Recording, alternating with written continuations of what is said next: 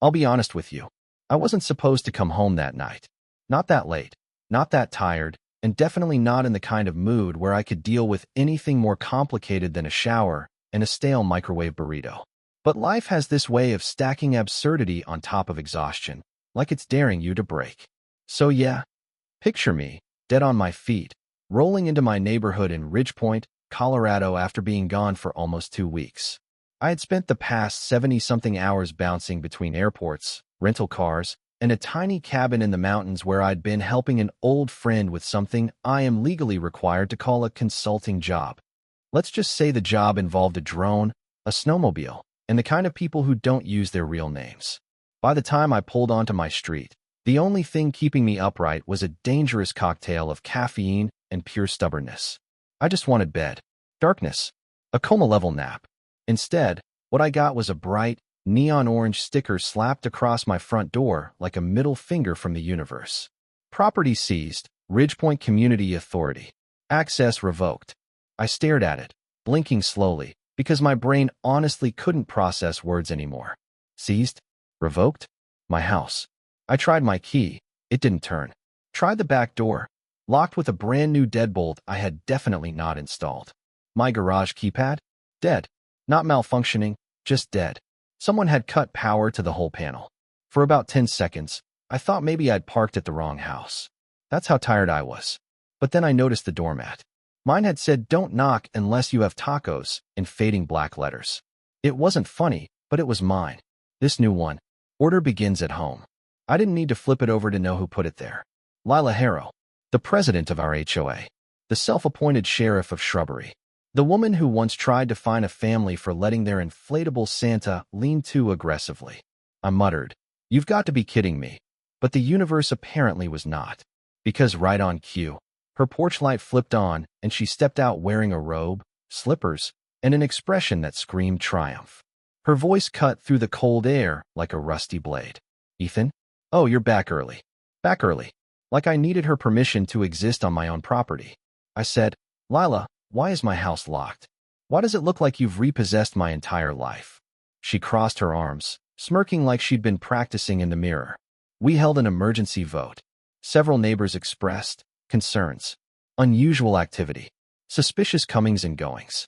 A decision was made for community safety. Community safety? "You changed the locks on my house." "It's procedure," she said, all smug and official. "Temporary. You'll need to go to the office in the morning to request a visitor permit." A visitor permit? For my own home. I didn't yell, didn't threaten. I just inhaled deeply, then crouched down, pretended to tie my boot, and when I stood back up, the door was open. Tools? None. Techniques? Classified. But let's just say old habits die hard. The moment the door clicked open, Lila screamed, "That's illegal. You can't just pick a lock. That's a violation of Section 14B.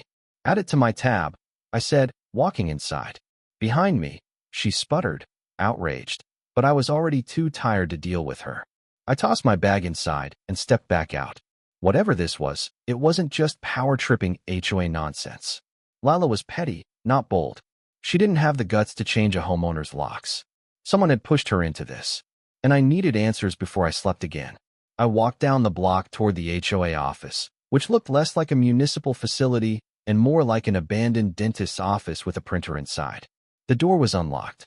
Lila apparently trusted the world more than she trusted me.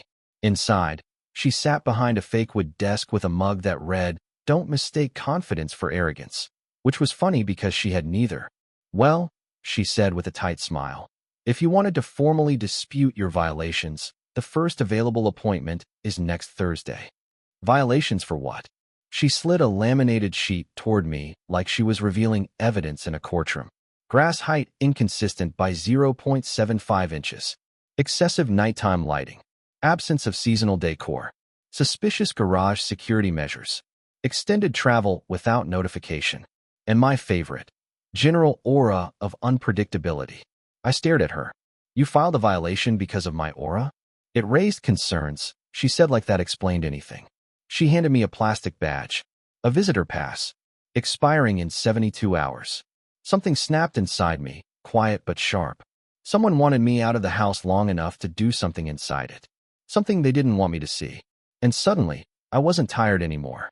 I left without another word, walked home, grabbed an old dog leash from the garage, looped it around my wrist, and set off on a slow, deliberate walk around the neighborhood. I don't even own a dog, but you'd be amazed how invisible a man becomes when he looks like he's waiting for a golden retriever to finish sniffing grass. Maybe 10 minutes in, the feeling hit me, the one I hadn't felt since a very different life a few years back. That subtle shift in the air when someone is watching you, but trying very hard not to be seen. A car idled too long at a stop sign. Curtains twitched in perfect sync. A jogger passed me, earbuds in, but his eyes flicked toward me too cleanly, too purposefully. Then I saw the van. Plain white. No logos. Antennas jutting from the roof like it was picking up an alien broadcast. Parked partially behind an elm tree like it was shy. I slowed. The sliding door cracked open just enough for me to see a man inside wearing a comm headset with a long-range mic. The instant he realized I was looking at him, the van fired up and glided away, smooth as silk. I snapped a photo, but the plate had a smudge positioned exactly where the numbers should have been. Not dirt. Not accidental. Intentional.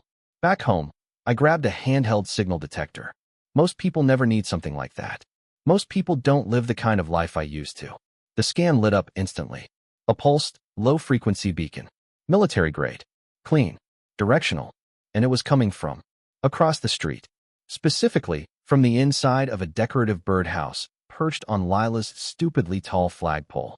I just closed my eyes for a second because, of course, the HOA president had a spy birdhouse.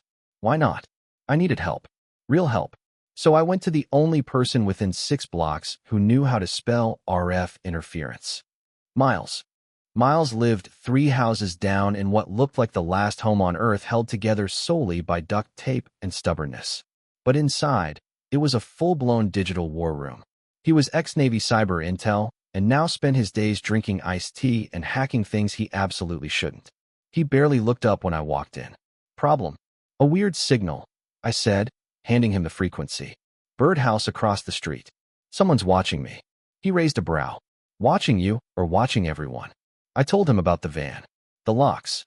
Lila's bizarre list of violations. He stopped typing. Oh, that's not HOA stupid. That's organized stupid. Much more dangerous. He pulled up the signal route, and right then, someone launched a brute force attempt on his secure gateway. Son of a. They noticed us noticing them. His firewalls held, but the message was clear. This wasn't paranoia. This was deliberate. We needed to see the source. So around midnight, we slipped into the HOA office. Miles disabled the cameras remotely. The locks were cheap. The security was laughable. The smell was a mix of old toner and fear. Behind a locked staff-only door, we found it. Server racks. Hidden camera feeds of half the neighborhood. Folders filled with surveillance logs. Timestamps of when residents left for work, when packages arrived, even when sprinklers turned on. Then I found the folder with my name. Not Ethan Turner. My old name. The one only a handful of people should know. The one tied to the kind of files that don't officially exist. Inside were high-res photos of me from years ago, some taken during operations overseas. GPS data from my car.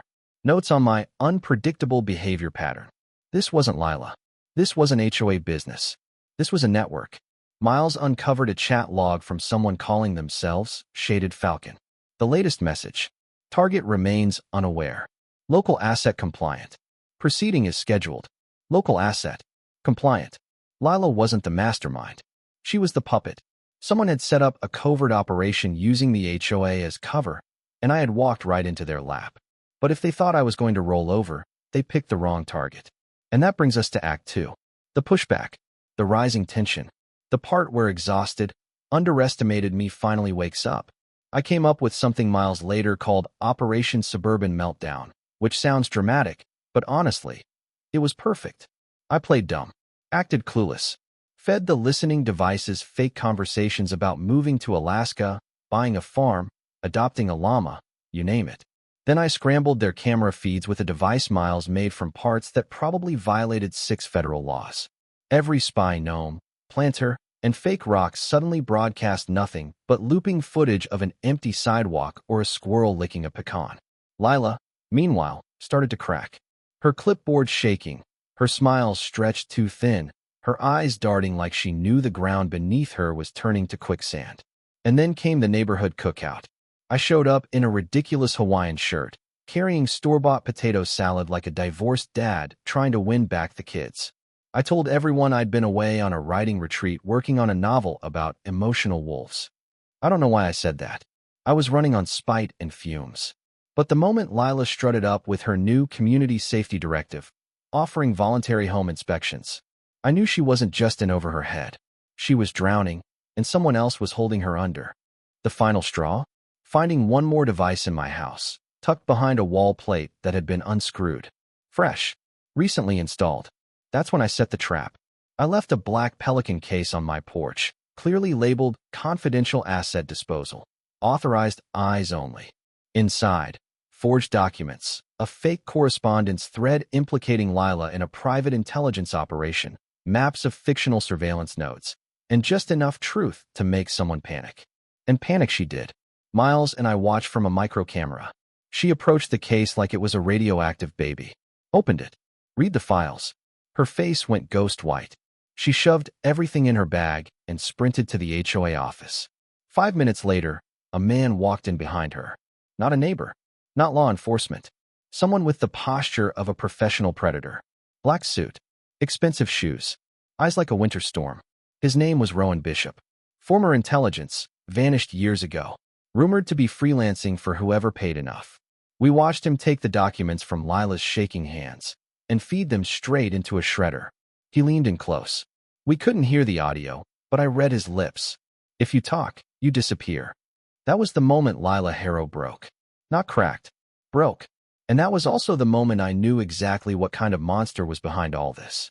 The next morning, I held a community security workshop in my backyard, showing neighbors how to pick locks, metaphorically and literally. Lila sat in the back, looking like she'd seen the ghost of her future. That night, Miles and I leaked everything. The server logs, the surveillance maps, the threat footage of Bishop, all to journalists, federal contacts, and several people who really hate illegal spying rings. Within 24 hours, the neighborhood was tearing birdhouses off poles like they were burning witch effigies. The HOA board collapsed. Lawsuits flooded in. Lila vanished before dawn in a moving truck. And Bishop? He disappeared again, which is concerning, but not surprising.